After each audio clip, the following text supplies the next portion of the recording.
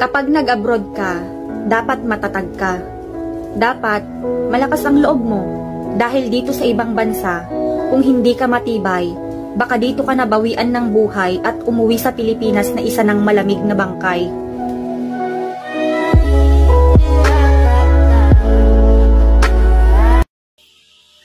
Hello, what's up mga kakumari, it's me again. Maglilinis tayo ng bintana. Samahan niyo akong maglilinis ng bintana kasi malapit ng Chinese New Year. Kahit wala tayong maraming bonus, maglilinis tayo. Yun ang ating trabaho. Samahan niyo ako guys. Let's start!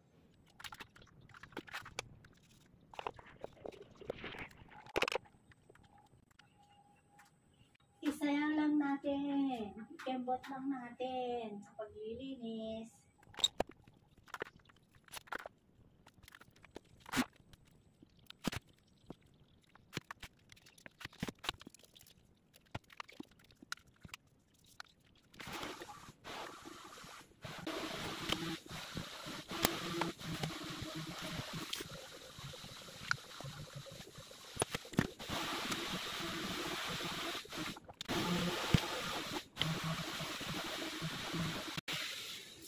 Ayan guys, tapos na tayo ng harap ng kanyang alpan.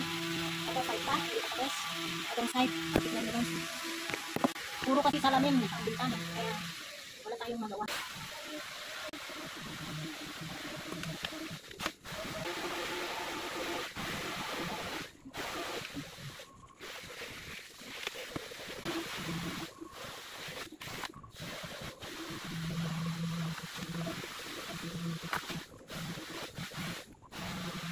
Sa loob naman tayo guys, dito sa loob.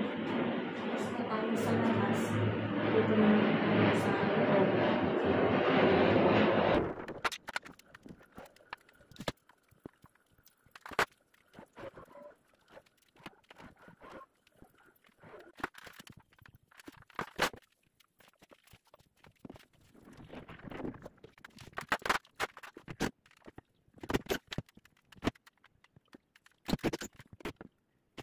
Okay.